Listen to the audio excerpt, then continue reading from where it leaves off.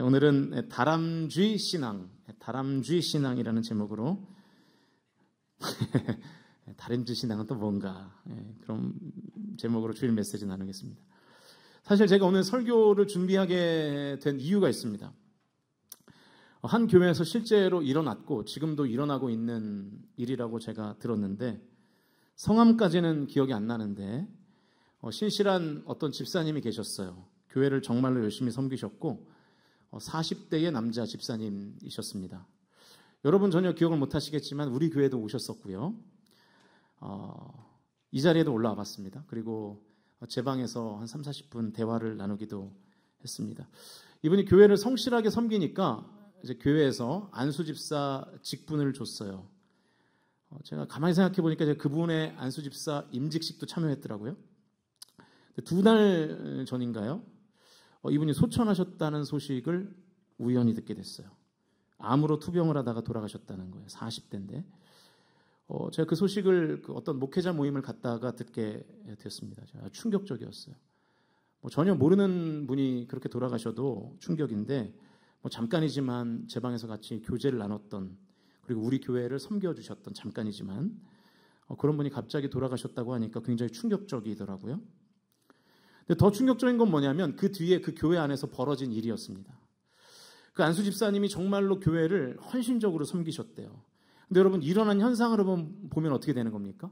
교회를 하나님을 열렬히 사랑하면서 헌신적으로 섬겼는데 그 집사님의 인생에는 뭐가 찾아온 거예요? 암이 찾아온 거예요. 죽음이 찾아온 거예요. 이 안수 집사님을 중심으로 이 교회가 젊은 집사님들끼리 열심히 교회를 섬겼답니다. 그런데 이 안수 집사님이 그렇게 하나님 품으로 가고 나니까 이 젊은 집사님 그룹이 완전히 와해가 돼버린 거예요. 하나님을 저렇게 열심히 섬겼는데 그 결과가 암으로 죽는 거야. 뭐하러 교회 봉사를 하나? 뭐하러 하나님을 섬기나? 이런 회의감이 그 교회의 이 젊은 집사님들 그룹에 완전히 퍼졌다는 것입니다. 젊은 집사님들이 한꺼번에 사역을 다 내려놨대요. 의욕을 다 잃어버린 거죠. 그래서 목사님 막 같이 좀 일 좀 하자고 해도 저는 이제 더 이상 일하고 싶지 않다고. 목사님 막 도와달라고 해도 반응을 안 한다는 거예요. 감정적으로는 충분히 공감이 되죠. 얼마나 실망이 크겠습니까? 가장 열심히 교회를 섬겼던 분이 갑자기 암으로 소천하니까 대체 이게 뭔가 하나님 믿어도 내 인생에 별로 좋은 일이 일어나지 않는구나. 아무 소용없구나. 쉽지 않았겠습니까? 그런 반응들이 충분히 이해가 되더라고요. 그러니까 이해가 되면서 걱정이 됐어요. 왜냐하면 저도 한 교회를 섬기는 목사잖아요. 우리 교회 젊은 집사님들도 교회 학교를 중심으로 지금 열심히 교회를 섬기고 충성을 다하고 있습니다. 젊은 집사님들 뿐이 아니죠. 여러분의 지극한 섬김이 없으면 이 교회가 어떻게 이렇게 유지될 수 있겠습니까? 교회 학교 교사로, 청소로, 식당 봉사와 주차 봉사로, 안내와 새가족부로, 찬양팀과 성가대로 여러분이 이렇게 섬겨주시니까 지금 우리가 그래도 부족하지만 이렇게 평안하게 예배를 드릴 수 있는 거죠. 우리 성도님들의 섬김 덕분에 이렇게 평안하고 은혜로운 예배를 매주 드릴 수 있다는 것이 얼마나 감사한 일인지 모르겠습니다. 진심으로 감사드리고요. 기왕 말 나온 김에 우리 교회 공동체를 섬기는 모든 분들에게 또 우리 서로에게 기왕 이 이야기가 나온 김에 우리 뜨거운 박수로 우리 서로를 격려하고 감사를 표했으면 좋겠습니다. 항상 진심으로 감사드립니다. 여러분 참 감사한데요. 또 한편으로는 위험해요. 왜냐하면 고난이 찾아오면 이렇게 생각하실까 봐요. 내 하나님 이렇게 잘 섬겼는데 왜 나에게 고난이 찾아오나? 하나님이 나에게 복을 주시지는 못할 망정 고난을 주셔? 나 이제 하나님 안 믿어. 하나님은 믿어도 이제 교회에서 봉사 안 해. 안 섬길 거야. 이렇게 생각할 위험이 잠재적으로 모든 교회에는 있는 것이죠. 이게 왜 위험한 생각일까요? 열심히 땀을 흘린 만큼 하나님이 복을 주시는 것 어쩌면 상식 아니겠습니까? 근데 이게 왜 위험한 생각인가? 오늘 그 이야기를 좀 해보려고 합니다. 오늘 이 말씀이 여러분에게 예방주사가 되면 좋겠어요. 오늘 본문은 에스더서예요. 본문으로는 5장 14절 한 절만 우리가 읽었는데요. 오늘은 에스더 전체의 줄거리를 좀 살피면서 메시지를 좀 찾아볼 것이기 때문에 먼저 에스더서의 정보를 간략하게 말씀드리겠습니다. 보여주시면 에스더서는 BC 470년경에 쓰인 역사서입니다. 저자는 이 에스더서의 주인공 중에 한 명인 모르드게라고 추정합니다. 등장인물로는 에스더, 모르드게, 아하수에로 1세 그리고 하만 등이 나오죠. 이 에스더서의 특징이 두 가지인데요. 첫 번째는 여성의 이름으로 된 성경 중에 하나라는 거예요. 성경 66권 중에 여성의 이름으로 된 성경은 딱 두 가지입니다. 하나는 룻기고요. 그리고 에스더서 두 권이에요. 또 하나의 특징은 성경에 하나님의 이름이 아예 등장하지 않는 유일한 책이 바로 이 에스더서입니다. 에스더서에는 하나님, 여호와, 엘 이런 단어가 전혀 나오질 않아요. 심지어 남녀의 사랑 이야기를 다룬 이 아가서에도 여호와라는 단어는 나오거든요. 그런데 에스더서에는 전혀 나오지 않습니다. 그래서 이 초대교회의 일부 지도자들이 에스더서를 성경에 포함하는 것에 의문을 제기하기도 했죠. 왜냐하면 하나님의 이름이 안 나오니까. 그런데 아이러니하게도 이 에스더서에 하나님의 이름은 한 번도 나오지 않지만 에스더서만큼 하나님의 섭리가 가득한 책도 없다는 사실입니다. 그래서 저는 오늘 제가 설교의 서두에서 제기했던 문제에 대한 답을 이 에스더서에 나타난 하나님의 섭리로 좀 답을 하고 싶습니다. 에스더서를 다른 의미로 좀 간단하게 정리하면 에스더서는 인과 관계가 잘 성립이 안 되는 성경이에요. 여러분, 인과관계는 뭡니까? 어떤 원인에 따른 합당한 결과가 있는 관계, 그게 이제 인과관계라는 거죠. 그래서 콩을 심으면 뭐가 나야 돼요? 콩이 나야 되고, 팥을 심으면 팥이 나야죠. 이게 인과관계거든요. 줄여서 이제 콩콩팥팥 이렇게 얘기하는데. 근데 여러분, 하나님은요, 때때로 콩을 심었는데 콩이 안 나게 하세요. 또 팥을 심었는데 팥이 안 나게 하시고요. 심지어 콩을 심었는데 팥이 나게도 하세요. 그러니까 하나님께서는 인과관계를 뛰어넘으신다는 거죠. 에스더서는 하나님의 이름은 단 한 번도 나오지 않지만 이런 하나님의 신비한 섭리가 가득한 책입니다. 그래서 다 살펴볼 수는 없고 오늘은 그 중에 아주 중요한 결정적인 장면을 좀 살펴보면서 하나님의 섭리를 찾아볼까 합니다. 이미 여러분이 다 아시겠지만 에스더서의 대략의 줄거리를 설명해 드리면 이렇습니다. 에스더서의 배경은 바사 제국이었어요. 그러니까 세계사적 용어로 하면 페르시아 제국이었습니다. 페르시아에 하만이라는 총리가 있었는데 에스더의 사촌이었던 모르드게가 하만에게 절을 안 하는 거예요. 하만은 이 페르시아의 2인자였거든요. 그러니까 왕 말고는 모든 백성들이 자기에게 절을 했어요. 그런데 모르드게만 절을 하지 않는 거예요. 왜냐하면 모르드게는 신실한 신앙인이었거든요. 그래서 하나님 외에 다른 사람에게 절할 수 없었던 거죠. 하만이 이게 너무 열받았던 거예요. 그래서 절하지 않는 모르드게만 죽이는 것이 아니라 모르드게가 속해 있는 민족, 그러니까 유대인까지 다 멸절하려고 계획을 세웁니다. 그리고 이 계획을 공식적으로 실행해요. 에스더서 3장 9절과 11절 말씀 읽어보겠습니다. 시작.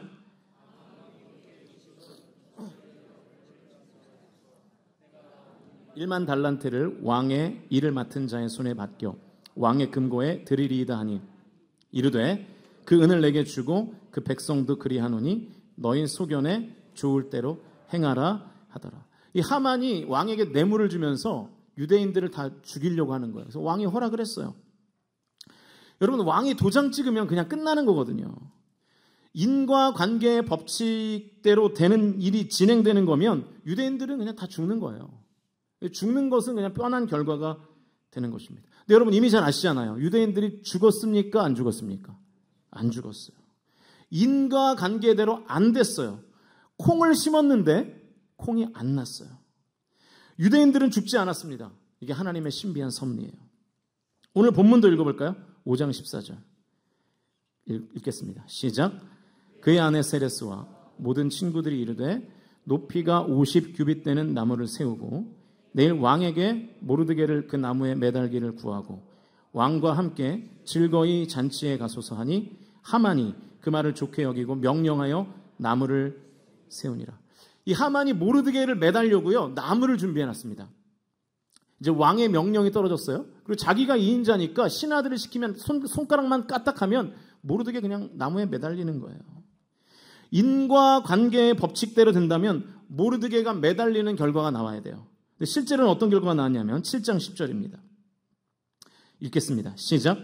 모르드게를 매달려고 한 나무에 하만을 다니 왕의 노가 그치니라. 누가 달렸어요? 모르드게가 아니라 하만이 달렸어요. 여러분 이거는요, 콩을 심었는데 팥이 난 거예요. 인과관계가 성립이 안 돼요. 뭔가 나긴 났는데 심은 게 나지 않고 심지 않은 게 나버린 것입니다. 그러니까 여러분 하나님께서 인과관계의 법칙을 지금 초월해서 일하시는 거예요. 이 모든 일이 가능하게 된 이유가 에스더 때문이잖아요. 왕비였던. 에스더가 죽으면 죽으리이다 하는 결단을 통해서 이 상황이 역전된 거잖아요. 근데 당시에는 아무리 왕비라고 해도 왕이 부르지 않았는데 왕 앞에 나아가면 죽는 거예요. 그냥 그 자리에서 참수합니다. 게다가 에스더는 아하수에로 왕의 입장에서 보면 이방인이었거든요. 그러니까 페르시아 사람이 아니라 유대인이잖아요. 얼마든지 이 정치적인 백그라운드가 없기 때문에 얼마든지 죽일 수 있죠. 그러니까 인과관계의 법칙으로 보면 에스더가 왕에게 가면 죽음이라는 결과가 찾아오게 되는 거예요. 근데 실제로는 죽었어요? 안 죽었어요? 안 죽었죠. 5장 1절과 2절 말씀 읽어보겠습니다. 시작. 제3일에 에스더가 왕 후의 예복을 입고 왕궁 안뜰 곧 어전 맞은편에 서니 왕이 어전에서 전문을 대하여 왕좌에 앉았다가 왕후 에스더가 뜰에 선 것을 본즉 매우 사랑스러움으로 손에 잡았던 금규를 그에게 내미니 에스더가 가까이 가서 금규 끝을 만진지라. 그러니까 왕이 금규를 내밀었다는 것은 내가 너를 보고 싶다는 뜻이에요. 부르지도 않았는데 갔으니까 결과는 죽음이라는 결과값이 나와야 되는데 살았어요. 심지어 왕이 보고 싶대요. 그러니까 이 내용을 식으로 시각화하면 이렇게 돼요. 보여주시면 왕의 부름이 왕께 나아감과 결합해서 왕과의 만남이 성사되는 거예요. 그런데 저 첫 번째 왕의 부름이라는 값이 없었어요. 수치가 0이에요. 그런데 왕의 만남이라는 결과값이 나온 거예요. 이 상황을 저 수식으로 설명해 주면 안 심었는데 콩이 난 거예요. 부르지도 않았는데 보고 싶어 하니까요. 역시 인과관계가 성립이 안 되는 거죠. 그런데 5장 2절의 말씀에서 아주 중요한 표현이 있는데 매우 사랑스러움으로라는 표현입니다. 히브리어로 헨이라는 단어이고요. 은총이라는 뜻이에요. 그러니까 성경의 용례를 보면 하나님께서 은총을 베푸실 때 이 쓰인 단어가 헨이라는 단어입니다. 그러니까 하나님께서 지금 뭐를 하고 계신 거냐면 아하수에로 왕의 눈에 은총을 베푸신 거예요. 그래서 에스더가 사실은 부르지도 않았는데 왔으면 미워야 되거든요. 죽이고 싶어야 되거든요. 분노가 치밀어야 되거든요. 그런데 어떻게 보인 거예요? 사랑스러워 보이는 거예요. 여러분은 이미 이런 은혜를 직접 경험하셨죠. 왜냐하면 결혼하셨잖아요. 그죠? 여러분 예전에 다 눈에 뭐가 씌우셔가지고 결혼했잖아요. 근데 지금 이제 다 벗겨졌지만, 그죠? 네.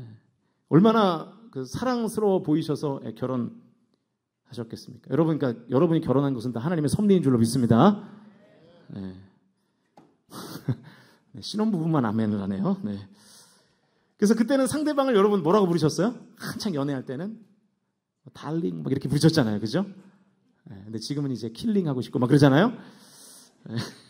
네. 달링은 자기라는 뜻이거든요. 자기. 네, 자기. 근데 이제는 자기가 아니라 저기 이제 이렇게 된 거죠. 부르지도 않고 밥 먹어 뭐. 네.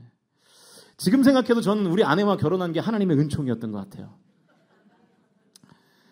저희는 소개팅으로 만났거든요. 처음 소개팅 했을 때가 지금도 선한데 당시에 제 아내가 굉장히 아름다워 보였어요. 네, 물론 뭐 지금도 뒷말은 하지 않겠습니다. 네, 그런데요. 근데 정말로 하나님께서 은총을 부어주신 게 뭐냐면 제 눈에 은총을 부어주신 게 뭐냐면 처음에 아내와 소개팅하는데 제 아내 다리가 길어 보이는 거예요.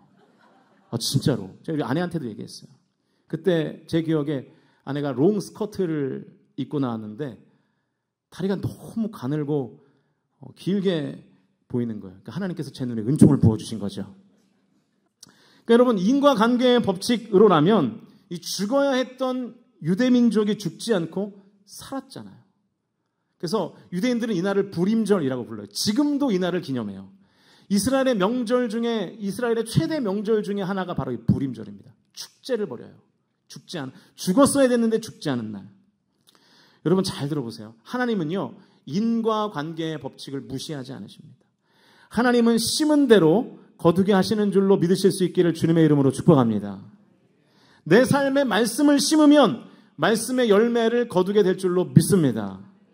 내 삶에 기도를 심으면 하나님의 역사가 나타나게 될 것을 믿으실 수 있기를 주님의 이름으로 축원드립니다. 그런데 그렇다고 해서 하나님은 인과관계의 법칙에 갇혀 사시는 것도 아니에요. 하나님은 인과관계의 법칙을 인정하시지만, 그리고 사용하시지만 때로는 초월하세요. 인과관계의 법칙 안에서도 일하시지만 인과관계를 넘어서서 일을 하시기도 한다는 거예요. 하나님은 기본적으로 콩을 심으면 콩이 나게 하십니다. 팥을 심으면 팥이 나게 하시고요. 그러나 때때로는 콩을 심었는데 안 나게도 하시고요. 콩을 심었는데 팥이 나게도 하시고요. 여기 심었는데 저기 나게도 하세요. 그게 하나님의 신비한 섭리인 거죠. 그래서 저는 제가 처음에 문제 제기를 했던 그 문제에 대해서 이렇게 답을 드리고 싶어요. 열심히 하나님을 위해서 봉사했는데, 내가 열심히 교회를 섬겼는데 왜 내 삶에 고난이 오나? 이런 의문과 회의가 들 때마다 이것을 꼭 기억해 보세요. 하나님은 내가 아무것도 하지 않았는데 하나님께서는 나에게 복을 주시기도 하거든요. 가만히 생각해 보면 그렇지 않습니까? 나에게 아무 공로가 없는데 하나님께서 저와 여러분을 자녀 삼아 주셨잖아요. 아멘이십니까?